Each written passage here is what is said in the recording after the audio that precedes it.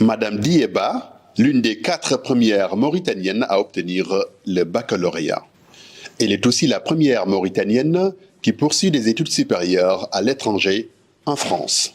De retour au pays, cette diplômée en histoire devient ministre de la Santé, puis députée. Aujourd'hui, elle coordonne la plateforme des femmes du G5 Sahel qui implique le genre dans la médiation communautaire. Elles sentent les tensions qui naissent, parce qu'elles viennent souvent d'un groupe, elles sont mariées dans un autre groupe, ou leurs enfants sont dans d'autres groupes, ou proviennent d'autres groupes. Donc, elles ont une vue d'ensemble de ce qui se passe dans leur communauté. Les femmes de la plateforme arrivent d'ailleurs à résoudre des conflits, comme ceux opposant souvent cultivateurs et éleveurs en Mauritanie. Elles ont même eu l'intelligence de créer des activités qui, après le règlement de conflit, permet aux gens de rester ensemble, de se côtoyer et de travailler ensemble. Et au Niger aussi, dans la région de Tillabéri, on a eu des activités avec des femmes qui ont géré le problème entre des personnes déplacées et les personnes qu'elles ont trouvées sur place.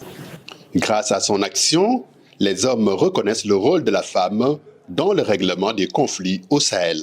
Maintenant que les hommes, les gouvernements, la société civile sont interpellés par exemple, la résolution 1325 des Nations Unies, et qui se rendent compte qu'ils s'astreignent à l'appliquer, donc à faire participer les femmes, ils se rendent compte que les femmes peuvent apporter quelque chose de nouveau. Cependant, la source d'inspiration de Madame Ba est sa maman. On l'a vu gérer les petits conflits de ménage, on l'a vu organiser les femmes en de petites, GIE aujourd'hui, on peut parler de GIE aujourd'hui, en des petites communautés de pratique pour les teinturières ensemble ou les commerçantes ensemble.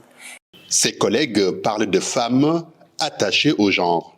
Madame Dié, grâce aux offensives qu'elle a menées, vraiment nous avons pu nous intégrer au niveau de l'Union africaine dans le cadre de l'agenda Femmes, Paix et Sécurité.